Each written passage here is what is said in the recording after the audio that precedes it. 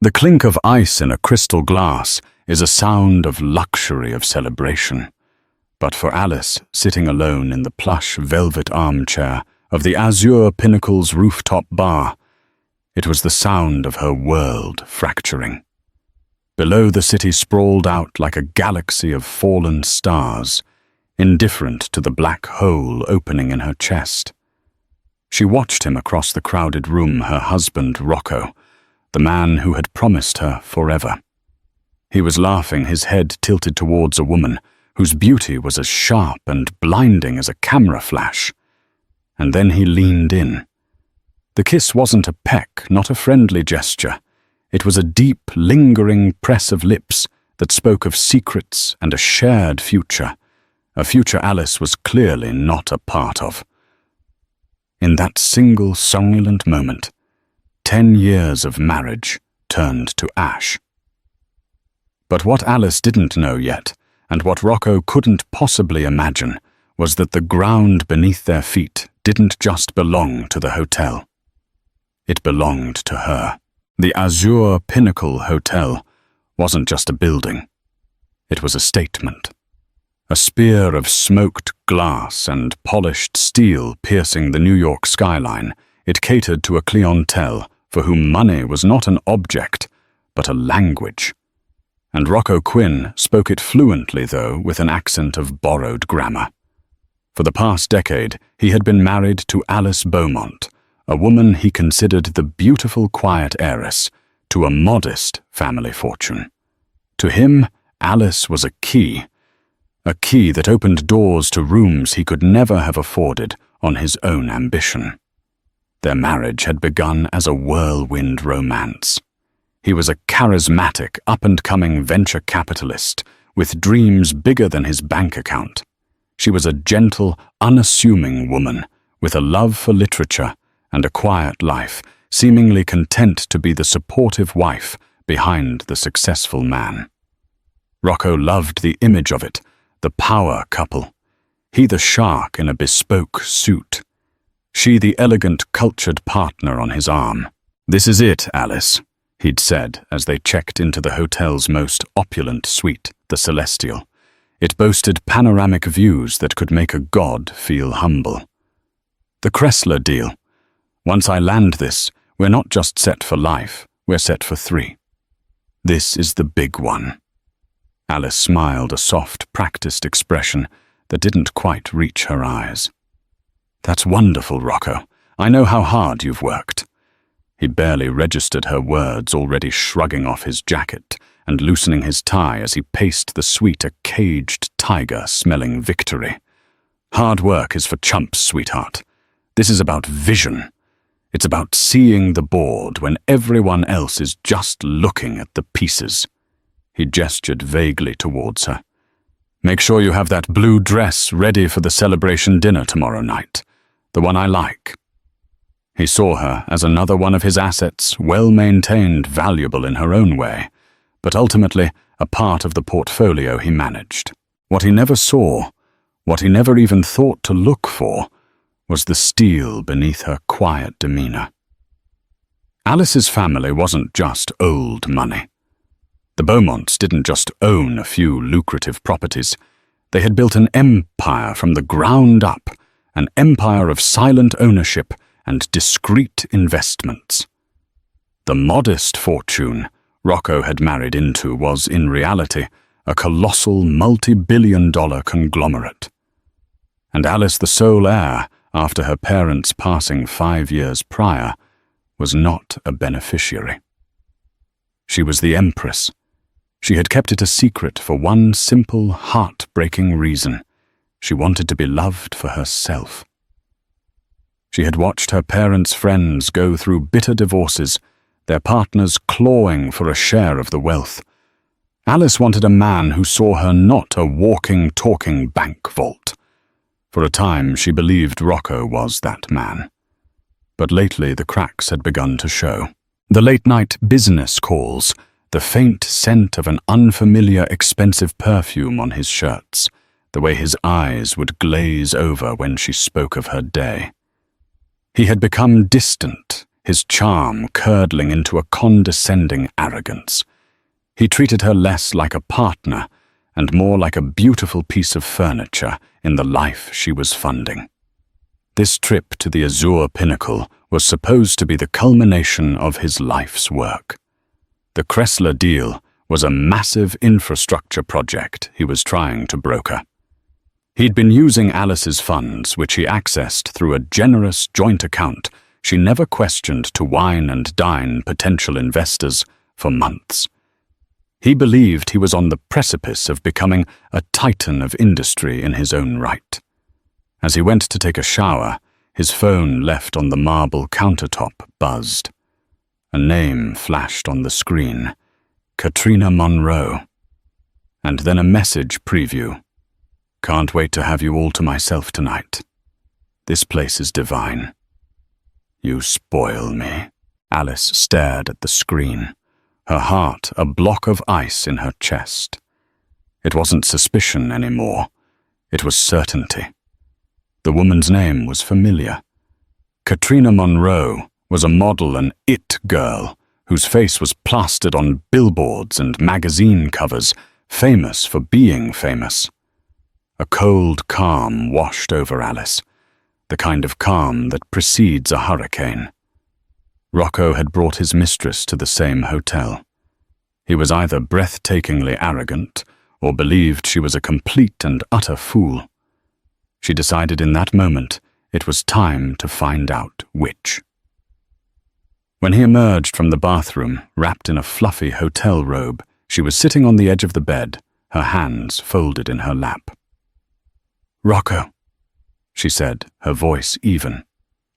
"I think I'll go down to the bar for a drink. I have a bit of a headache." He waved a dismissive hand. "Sure, sweetheart. Don't wander too far. And don't drink too much. We need to be sharp tomorrow." He was already dialing a number on his phone, his back turned to her, the consummate businessman closing his deal. Alice walked out of the suite, the heavy door clicking shut behind her, the sound of a lock turning on a life that was no longer hers. The Starlight Lounge on the 75th floor was designed to feel like a secret whispered among the elite. Low lighting hushed conversations, and the gentle melody of a live jazz piano created an atmosphere of intimate conspiracy. Alice chose a secluded booth, the dark velvet swallowing her slight frame, and ordered a glass of Scotch neat. The fiery liquid did little to warm the chill that had settled deep in her bones. She just needed to see. She needed the final, undeniable proof. She didn't have to wait long. Across the room, near the sweeping floor-to-ceiling windows, Rocco strode in. He wasn't looking for her. His eyes scanned the room with a hunter's focus, and then they locked on a figure rising from a corner table. Katrina Monroe. In person, she was even more striking than her photos suggested. She was a vision in a crimson dress that clung to her like a second skin. Her blonde hair a halo under the soft lights. She moved with a liquid grace, a confidence that bordered on predatory. She met Rocco halfway, her hand sliding up his chest as he wrapped an arm around her waist. They were a perfect picture of illicit glamour. Alice felt a strange sense of detachment as if she were watching a film. This couldn't be her life. This couldn't be the man who had held her hand at her father's funeral and promised to protect her from the world. They took a table leaning close, their heads almost touching. Their laughter, sharp and clear, occasionally drifted over the music. Alice could catch snippets of their conversation words that felt like tiny, sharp stones being thrown at her. "Completely oblivious," Rocco was saying, a smug grin on his face. "She thinks this Kressler deal is for us. She has no idea it's the exit strategy." Katrina let out a silvery laugh. "Oh, darling, you're terrible. Poor little Alice. What will she do when she finds out you're leaving her for a younger, more exciting model?" She playfully traced the rim of her champagne flute. and more importantly that you've secured your own future from her family's little nest egg." "It's not a little nest egg," Rocco corrected, his voice low and boastful. "It's substantial, and I've leveraged it perfectly. Once the deal is signed tomorrow, my new corporation will be funded, the assets will be transferred, and I'll be free. I've earned this. I spent 10 years playing the part of the devoted husband. And you deserve a reward." Katrina purred her fingers now, toying with the buttons on his shirt cuff. "What about the hotel?" "This suite is magnificent. Is this part of her portfolio?" Rocco scoffed. "Hardly. The Beaumonts own some real estate, sure, but nothing on this scale. Alice wouldn't know a truly valuable asset if it hit her in the face. She just signs the checks I put in front of her. Her father kept her sheltered her whole life, and honestly, it made my job a lot easier." The cruelty of it, the casual dismissive way he spoke of her and her family, was what finally broke through Alice's detached shock. It wasn't just infidelity. It was a decade of calculated deception. He hadn't just cheated on her. He had plundered her life, her trust, her family's legacy, all while seeing her as an obstacle to be managed. Katrina leaned in her voice, a seductive whisper. "Well, once you're a captain of industry, you can buy me a hotel like this. A whole chain of them. Anything for you." Rocco murmured, his eyes locked on hers. He was completely mesmerized, a fool caught in a gilded trap of his own making. Then he leaned across the small table. He cupped her face in his hands, his thumbs stroking her cheekbones. And he kissed her.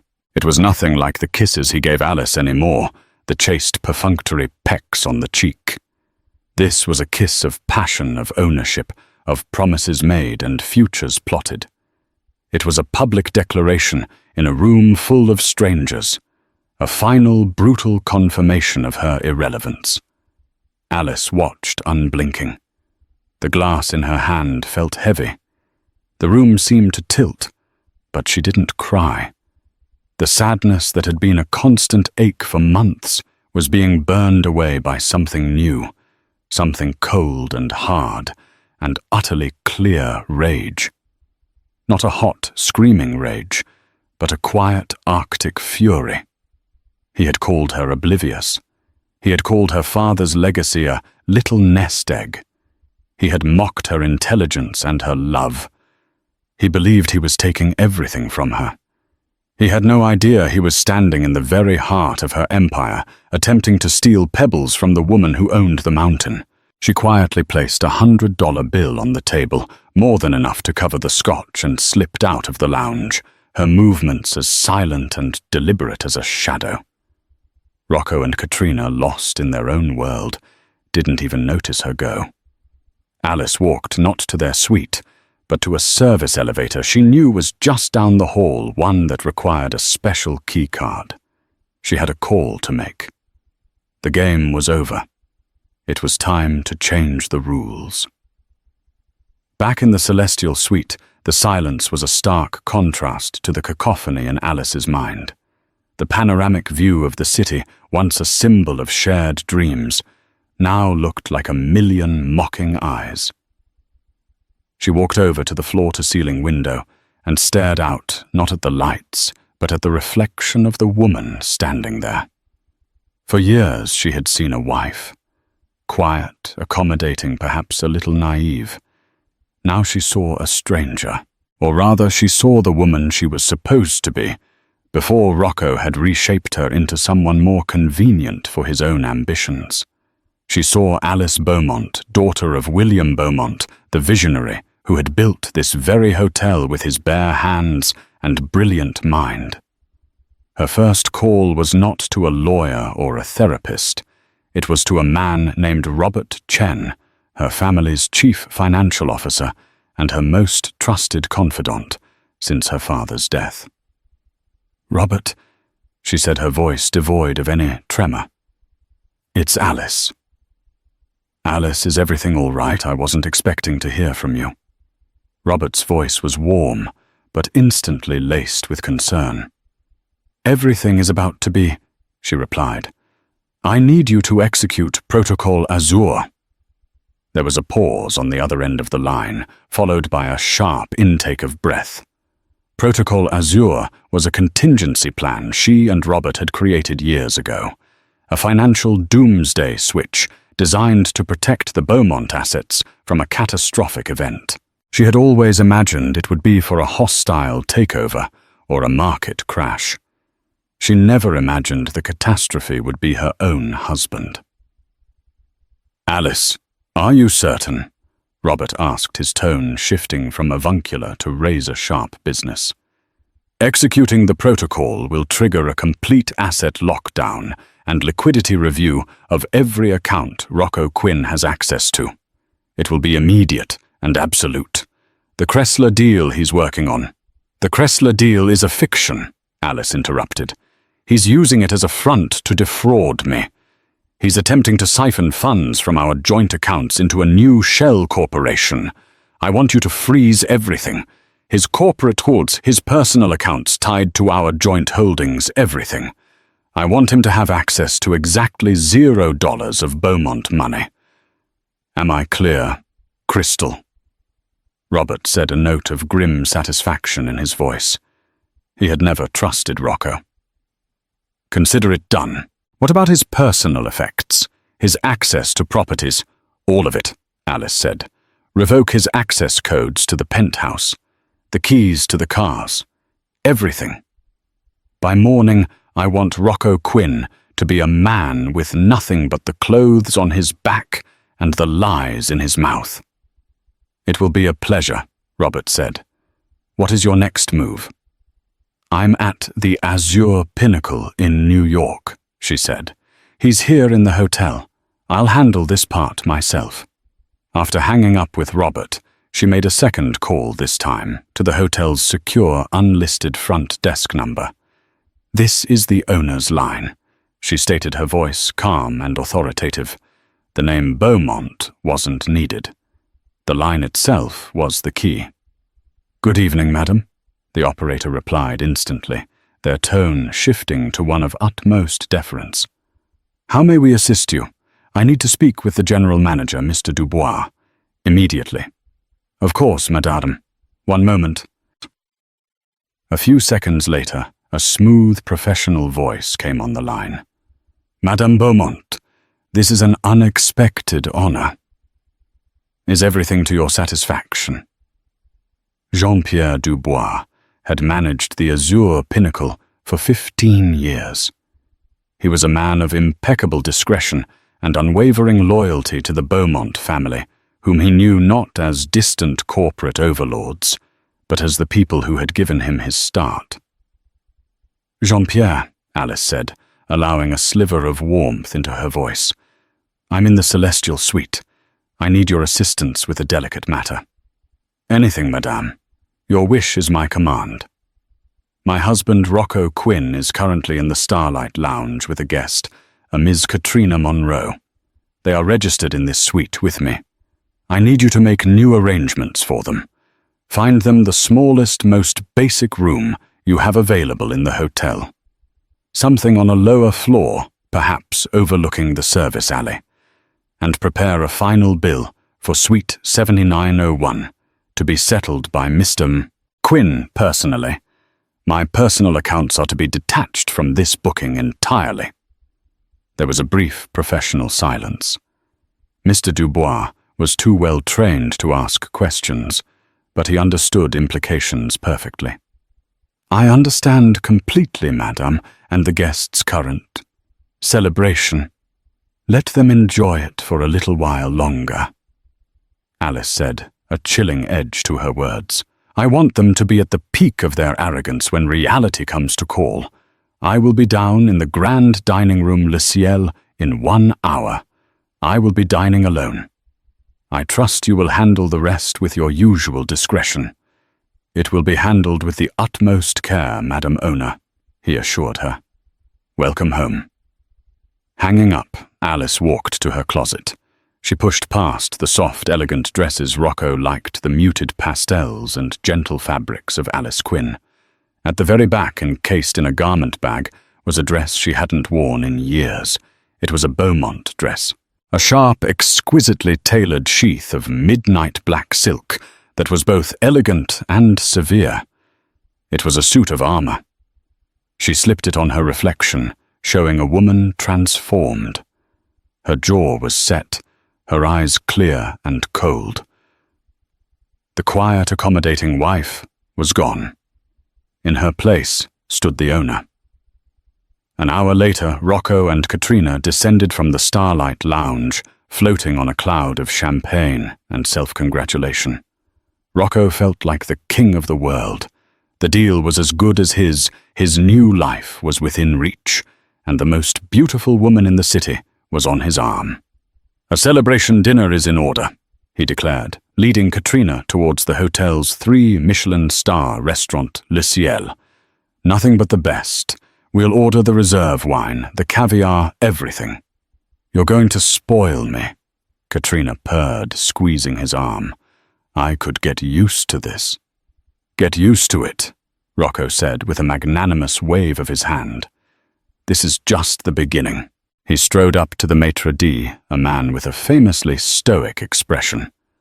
"A table for 2. My best one by the window. The name is Quinn. I'm in the celestial suite." He delivered the words like a royal decree, expecting immediate deference. The maitre d' consulted his book, his expression unreadable. "I'm sorry, sir. We are fully booked this evening." Rocco's smile faltered. "Booked? I'm a guest in the penthouse suite. Surely you can find something." "My apologies, sir. We have no availability." The maitre d's tone was polite but unyielding. Rocco's face began to flush with anger. "This is ridiculous. Do you know who I am?" Before the maitre d' could respond, a calm voice cut through the tension. "Perhaps I can help." Rocco turned. There, standing just a few feet away, was Alice. She was a vision in her black dress, her posture radiating a confidence he had never seen before. She looked regal, powerful, and utterly foreign to him. "Alice?" He stammered, his irritation momentarily replaced by confusion. "What are you doing here? I thought you had a headache." "It passed," she said simply, her eyes coolly assessing him, and then flicking to Katrina with dismissive appraisal. Katrina shifted uncomfortably, her practiced pout faltering under Alice's steady gaze. "Well, as you can see, we're trying to get a table," Rocco said, regaining his bluster. "This ridiculous man claims they're full." Alice gave a small, knowing smile. She turned to the maitre d'. "Henri, there seems to have been a misunderstanding. I believe my table is ready." Henri's stoic expression melted into one of warm respect. "Of course, madame. Your usual table is waiting for you. Right this way." He gestured towards the best table in the restaurant, a secluded corner booth with a breathtaking, unobstructed view of the glittering city. Rocco stared, dumbfounded. "Your usual table? What are you talking about? You've never been here without me." Alice paused and looked back at him, her smile gone. "I have a rockcoat, many secrets, Rocco. You just never bothered to look past the ones you invented for me." She began to walk towards her table, but Rocco, his face now a mask of fury and embarrassment, grabbed her arm. "What is this? What kind of game are you playing, Alice? You show up here acting like you own the place, trying to embarrass me in front of my guest. Take your hand off my wife." He spat, his voice low and menacing. Alice didn't even flinch. She simply looked down at his hand on her arm, then back up at his face. "He is no longer your wife, and I would advise you to let go of me. Now." Just as the scene was about to escalate, the hotel's general manager, Mr. Dubois, appeared as if from nowhere. He moved with a silent, swift grace, his presence immediately commanding the space. He ignored Rocco completely. His focus was entirely on Alice, his expression one of deep concern. "Madam Owner," he said, his voice ringing with clarity in the suddenly quiet restaurant entrance. "My deepest apologies for this disturbance. Is there a problem?" The words hung in the air, electric and reality-altering. "Madam Owner." Katrina's jaw literally dropped. Her perfectly manicured hand flew to her mouth. Rocco's mind short-circuited. He let go of Alice's arm, as if it had burned him. He blinked, shaking his head, as if to clear water from his ears. What did you just call her?" he stammered, looking from Mr. Dubois to Alice and back again. Mr. Dubois maintained his position, a respectful guardian standing by his queen. "I called her by her title, sir. Madame Beaumont is the owner of the Azure Pinnacle Hotel and of its parent company, Beaumont Global." Rocco's face went white. The blood drained from it, leaving a pasty, sickly pallor. He looked at Alice, truly looked at her for the first time in years. He didn't see the quiet, simple heiress. He saw the power she had kept hidden in plain sight, the empire she commanded from the shadows of his own ego. The modest fortune wasn't a nest egg. It was the entire forest. "Owner," he whispered the word, a dry rasp. You own this." Alice met his gaze, her eyes like chips of obsidian. "I own all of it, Rocco," she said, her voice soft, but carrying the weight of an avalanche. "And you have made a very, very serious mistake." The silence that followed Alice's statement was profound. It was the kind of silence that feels heavy, pressing in on all sides. Rocco's world built on a foundation of lies, and Alice's money was not just cracking, it was vaporizing beneath his feet. He opened and closed his mouth like a fish, but no sound came out. His brain was frantically trying to reconcile the image of his docile, unassuming wife with the woman standing before him, the Madam Owner of a global hospitality empire. It was impossible. It was a joke. It had to be a joke. "This is insane," he finally managed, forcing a laugh that sounded more like a choke. "Alice, what is this?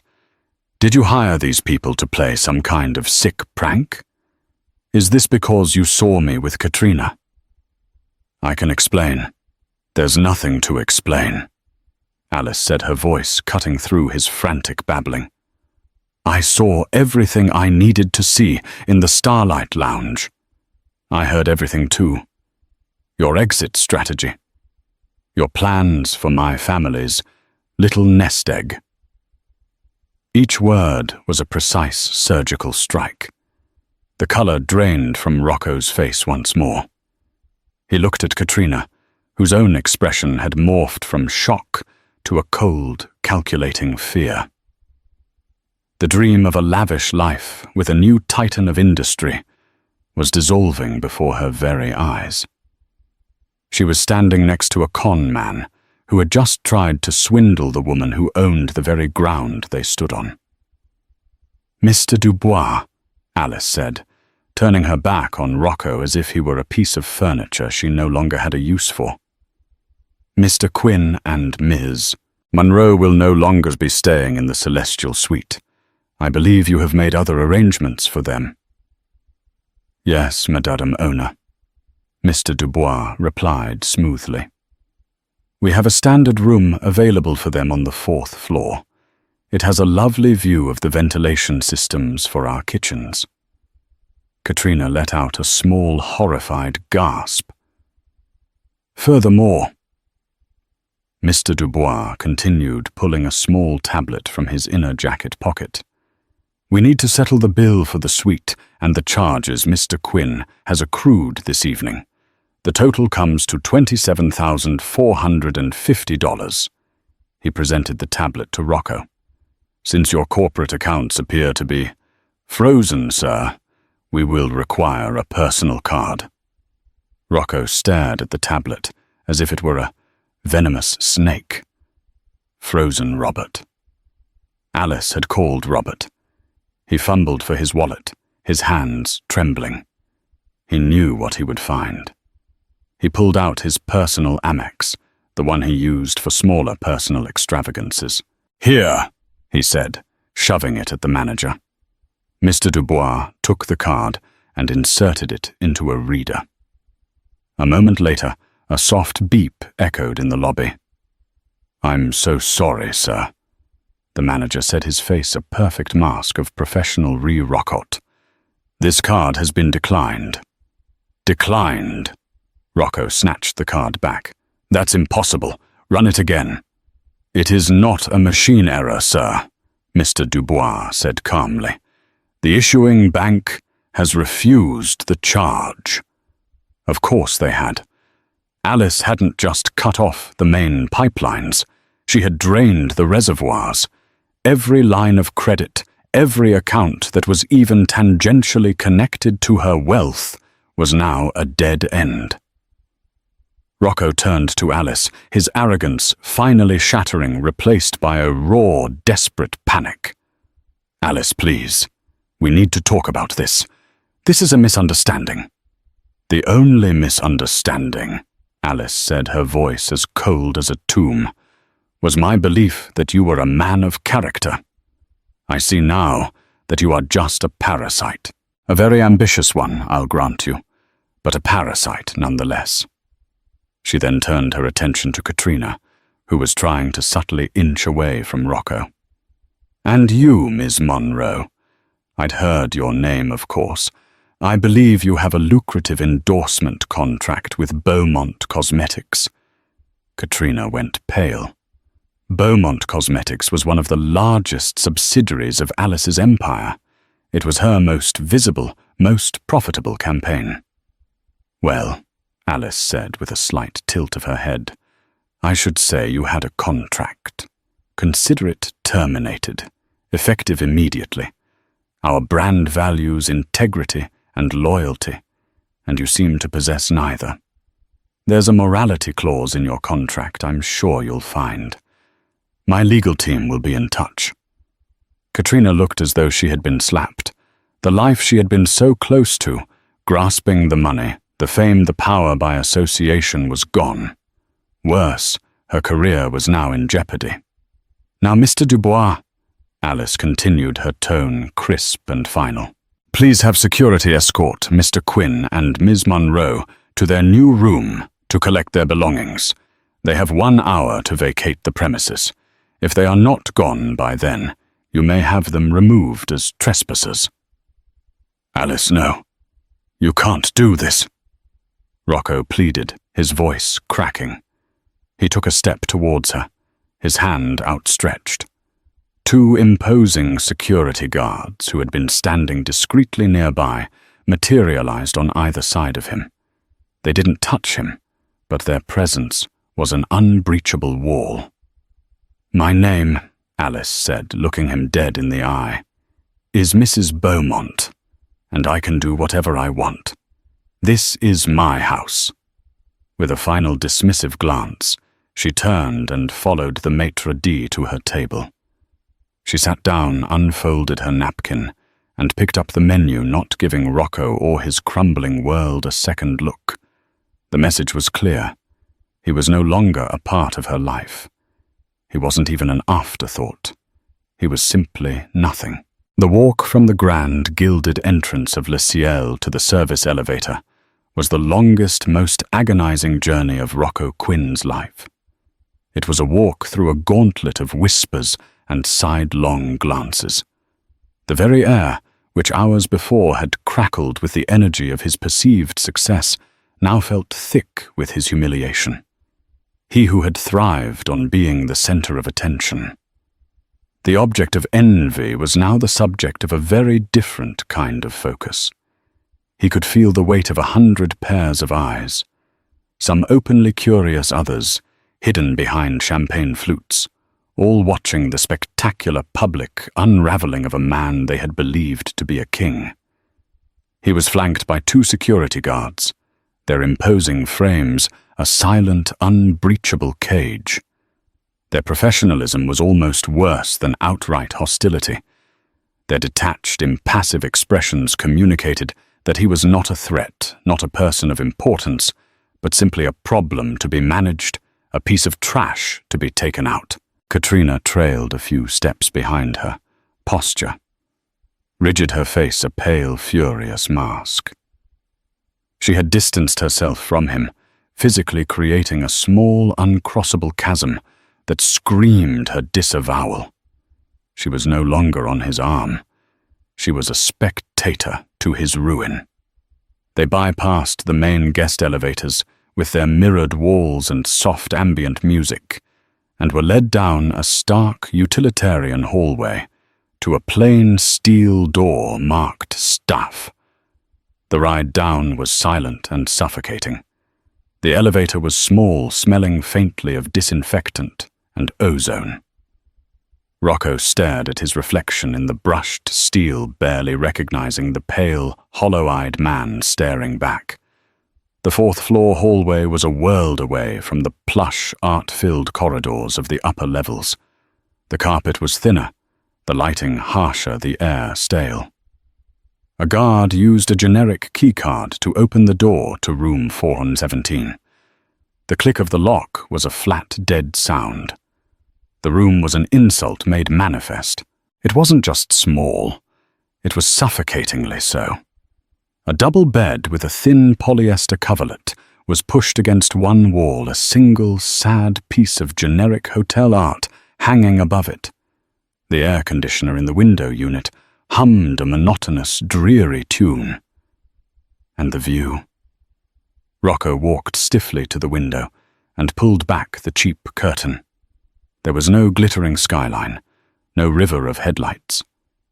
He looked directly out onto a brick wall, a tangled mess of pipes and the massive, groaning ventilation units of the hotel's kitchens. He was literally looking at the building's guts, the ugly, noisy machinery that ran the palace from which he had just been exiled. The moment the security guard closed the door, leaving them in the sterile silence, Katrina's composure shattered. She spun on him, her movements sharp and vicious, her eyes blazing with a fury that was part terror, part incandescent rage. "You idiot!" she hissed the words slicing through the small room. "You absolute, monumental, arrogant idiot, her family's little nest egg!" She mimicked his earlier pompous tone, her voice dripping with venom. She wouldn't know a valuable asset if it hit her in the face. She advanced on him, her finger jabbing at his chest. "She owns the entire bank. She built the face of the asset, and you stood there in her hotel telling her business to me like you were some kind of financial genius. How was I supposed to know?" Rocco shot back, his voice thin and defensive. He stumbled backward away from her fury and sank onto the edge of the stiff bed. She never said anything. For 10 years, she played the part of the quiet, simple wife. She let me believe it. She deceived me. Katrina let out a harsh, incredulous laugh. "Deceived you? Or did you deceive yourself?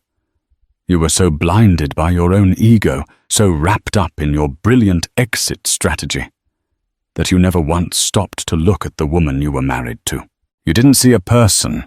Rocco, you saw a bank account with nice hair, and it turns out you couldn't even read the balance sheet correctly." She started pacing the tiny space, her stiletto heels clicking angrily on the cheap laminate floor. "My career, Rocco. Do you understand what you've done? She just destroyed my career in a single sentence, the Beaumont Cosmetics contract. That was everything. I'm ruined because of you. What about me?" He yelled a desperate, childish wail.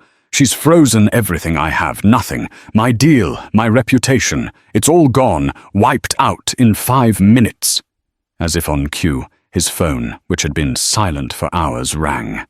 The screen illuminated with a name that made his heart leap with a flicker of desperate hope: Howard Kressler. A lifeline. The one man who could help him salvage something from this shipwreck. "Howard," he said, his voice regaining a fraction of its old confident timbre. "Thank God. Listen, there's been a temporary financial hiccup, a completely insane mix-up with my wife's accounts." "Save it, Quinn." Kressler's voice came through the line, as cold and sharp as a shard of ice. "Don't insult my intelligence. I just got off the phone with Robert Chen at Beaumont Global." Rocco's blood ran cold. "Robert. He told me the most interesting story." Kressler continued, a dry, humorless amusement in his tone. "It seems the primary investors I was courting on your behalf, the offshore fund you were so proud of brokering, they were a subsidiary firm, wholly owned by your wife's company. They were never going to invest a dime with you, Rocco. They were vetting you." The words didn't register at first. They were nonsensical, a language he didn't understand. "Vetting me? What are you talking about?" "The deal was solid." "There was no deal," Kressler stated flatly, and with that single phrase, the floor fell away from Rocco's world. "It was a test. From your wife. She suspected you were disloyal, a financial risk. So she and Chen constructed this elaborate scenario, a honeypot, if you will, to see what you would do with the illusion of a massive independent success. Would you be transparent? Would you include her as a partner? Or would you, as Chen, so poetically put it, try to fly away with the golden eggs and burn the nest on your way out? You failed, Quinn, spectacularly. The deal is dead because it was never alive. And my advice to you is to lose my number. We're done." The line went dead. Rocco stood frozen, the phone still pressed to his ear, listening to the crushing silence. It wasn't just a defeat. It was an annihilation. He hadn't just been outmaneuvered. He had been a puppet from the start. His grand masterpiece, the culmination of his life's ambition, was nothing more than a stage Alice had built to watch him hang himself. Every boastful claim, every secret meeting, every condescending remark he'd made about her business acumen, she had known. She had watched. And she had let him walk right off the cliff. He looked up at Katrina. She had stopped pacing and was watching him, her face unreadable. The fury in her eyes had been replaced by something far worse, cold clinical assessment. She was looking at a bad investment, a liability to be cut loose. "I'm leaving," she said, her voice devoid of any emotion. She walked over to the corner, picked up her small carry-on bag, and slung her purse over her shoulder. A raw panic seized him. "What? You can't," he pleaded, his voice cracking. "Katrina, we're in this together." She turned at the door and gave him a look of utter pity. "No, Rocco. You're in this. I was along for the ride, and this is my stop. I signed on to be the girlfriend of a titan of industry, not the broke, disgraced ex-husband of the woman who just blacklisted me from half of New York. I have to go try and save what's left of my life. You should probably try to do the same." She didn't look back. The decisive click of the door shutting echoed in the tiny room, a sound of absolute finality. He was alone. For the next hour, he just sat on the edge of the bed, in the humming, oppressive silence, the scale of his ruin washing over him in sickening waves. He was a ghost in a life that was no longer his. A sharp, authoritative knock on the door made him jump. It was security. Time to go. They didn't lead him through the lobby.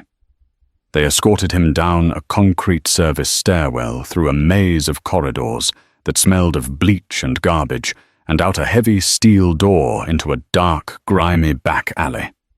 The cold night air hit his face like a slap.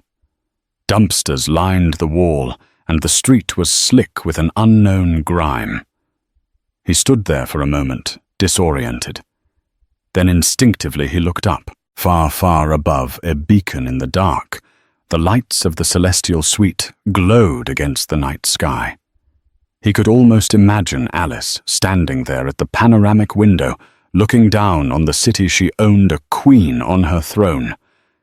He had tried to steal a few jewels from her kingdom, and she in return had taken everything. He wasn't Rocco Quinn, the visionary, the deal-maker, the master of the universe. He was just a man shivering in an alley with nothing but the clothes on his back and the crushing, unbearable weight of his own rock-ode. The days that followed were a free fall, a dizzying, nauseating plunge from the pinnacle of the world to its grimy, unforgiving floor. For Rocco, each sunrise was an accusation. He would wake up in a cheap, extended-stay hotel on the far edge of Queens, the air thick with the ghosts of stale cigarettes and desperation. The thin curtains did little to block the sputtering neon sign from the liquor store across the street, casting a sickly red glow over the peeling wallpaper. He'd lie there for a moment in the disorienting quiet, his mind still half cocooned in a dream of the celestial suite, the silent hum of the climate control, the scent of fresh lilies, the impossibly soft sheets. Then the rumble of the elevated train would shake the window, and reality would slam into him with the force of a physical blow. He was here. He was nothing. Humiliation became his constant companion. He learned to walk with his head down his shoulders, hunched, terrified of being recognized. But the story of his spectacular implosion at Le Ciel had become a legend among the city's elite. It was too dramatic, too deliciously karmic to remain a secret. He was a cautionary tale, whispered over champagne, a punchline delivered with a smirk at charity galas. His name, once his proudest asset, was now radioactive. He tried to fight it. He spent the first week frantically calling his contacts, his voice a strained imitation of his old confident baritone. "Frank, it's Quinn," he said to a man he'd closed a multi-million-dollar deal with just 6 months prior. "Listen, I'm calling about that venture capital fund we discussed." "I'm sorry, who?" Frank asked, his voice dripping with feigned confusion. "Quinn doesn't ring a bell. I think you have the wrong number." The line went dead. It was the same every time.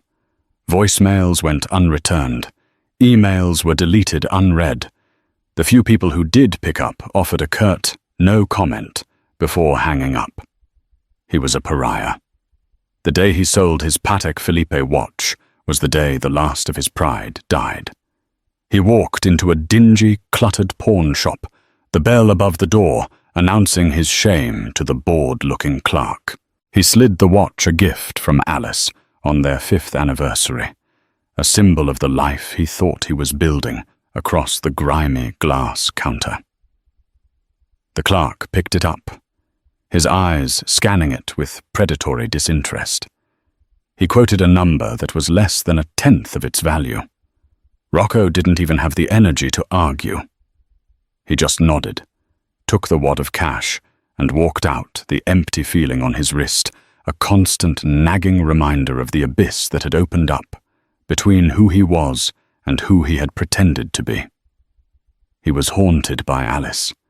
In his rage, he blamed her. She had been deceptive, hiding the true scale of her power.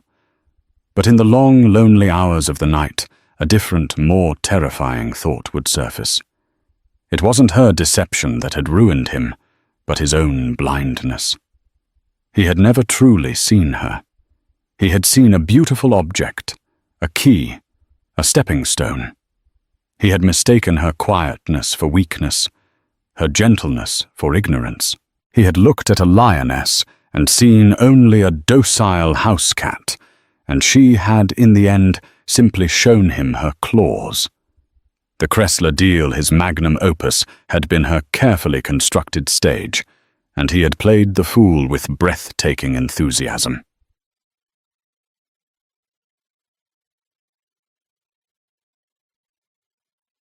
While Rocco's world shrank to the size of a motel room, Alice's was expanding to fill horizons she had long ignored. Shedding the persona of Alice Quinn was like taking off a heavy, ill-fitting coat she hadn't realized she was wearing. For the first time, she walked through the gleaming lobby of the Beaumont Global Headquarters in Manhattan, not as a visitor, but as its leader. The whispers followed her down the marble halls. The employees and board members, who had only known her as a name on a letterhead, saw a quiet, elegant woman they assumed was an out-of-touch heiress, a figurehead. They expected her to be a ghost in the machine, delegating all authority while she focused on charity lunches. They were profoundly mistaken. Her first board meeting was a trial by fire.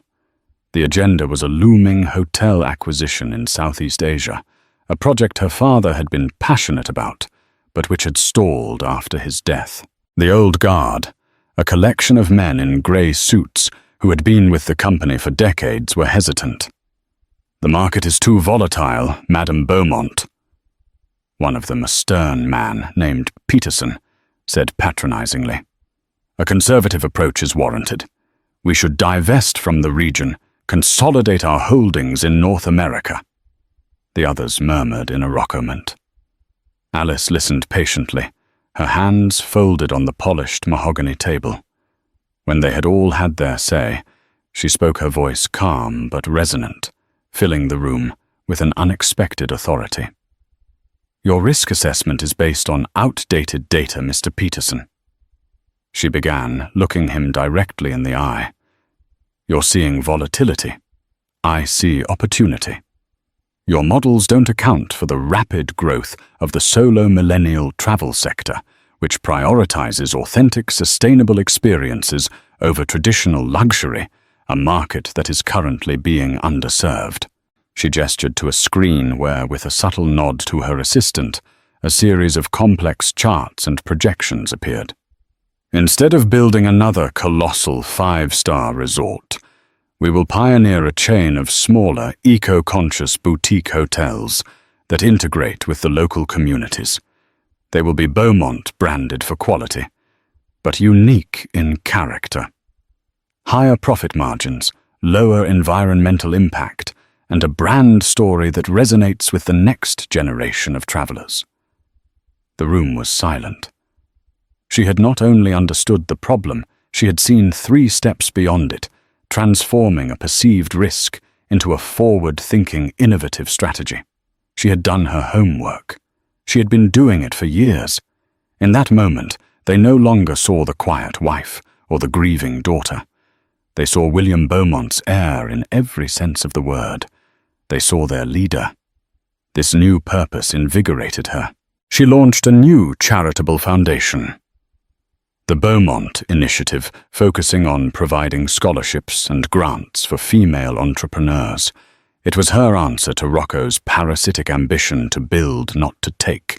She wanted to give other women the chance to build their own empires on their own terms, so they would never have to depend on the flawed character of a man. One crisp autumn morning, a few months after that fateful night, she was standing in her office, the city spread before her like a kingdom of possibility. Her assistant entered with a small stack of mail. "This came by courier for you, Madame Beaumont," she said, handing her a thick, cream-colored envelope. Alice recognized Rocco's messy, agitated scrawl instantly. It felt like a relic from another era. She held it for a moment, the paper heavy in her hands, a tangible piece of the 10 years she had devoted to him. She didn't feel anger anymore, or even the sharp sting of betrayal. What she felt was a profound, quiet sadness, not for the man he was now, but for the charming, ambitious dreamer she had once loved, the man he might have been if his own rockwood hadn't consumed him. She thought about opening it. A part of her was curious to see his words, to read the excuses, the pleas, the pathetic attempts at justification. But she realized she didn't need them. His actions had already told her everything she would ever need to know. Opening the letter would be reopening a door she had fought so hard to close, letting a ghost back into a house she had finally cleansed. With a deep breath, she walked over to the heavy-duty office shredder. She paused for a fraction of a second, then fed the unopened letter into the slot. The machine whirred to life with a satisfying growl, pulling the pages in and turning his desperate, unheard words into a cascade of meaningless, confetti-like strips. It was the sound of a final, irrevocable ending. As the machine fell silent, her private line buzzed. It was Jean-Pierre Dubois. "Madam Owner," he said, his voice bright with excitement. "I'm calling from the preliminary meeting in Singapore. The board has unanimously approved your proposal for the Asian expansion. They were, and I quote, blown away by your foresight." A genuine smile, the first truly unburdened one in years, touched Alice's lips and lit up her eyes. "Thank you, Jean-Pierre," she said, her voice clear and strong. "That's wonderful news. Let's get to work." She hung up and turned back to the window. The past was behind her, shredded and discarded. The future was a skyline of infinite potential, a testament not to what she owned, but to what she could now build. And for the first time, in a very long time, it was entirely, magnificently her own. And so Alice Beaumont's story isn't just about a satisfying moment of karmic retribution. It's a powerful reminder of the strength that lies hidden within us.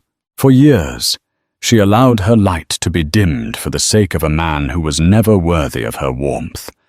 But when faced with the ultimate betrayal, she didn't just break down. She broke free. She reclaimed not just her wealth, but her name, her identity, and her power. It's a story that proves that sometimes the worst thing that can happen to you can be the very thing that sets you on the path to becoming who you were always meant to be. What do you think about Alice's story? What would you have done in her position? Let us know your thoughts in the comments below. We read every single one, and your perspective makes our community richer. If this story of empowerment and justice resonated with you, please hit that like button, share it with someone who might need to hear it, and most importantly, subscribe to our channel for more real-life drama and incredible stories of triumph. We have a new story coming next week, and trust me, you won't want to miss it. Thank you for listening. And that wraps up today's story. Now we want to hear from you. Where are you watching from? Drop your city or country in the comments, and let's see how far these stories reach. If this story moved you or gave you chills, give it a like, share, and subscribe for more powerful stories. One last thing, rate the story from 1 to 10 in the comments. Your feedback helps us bring you even better ones next time. Thanks for watching. We appreciate you being part of this storytelling journey.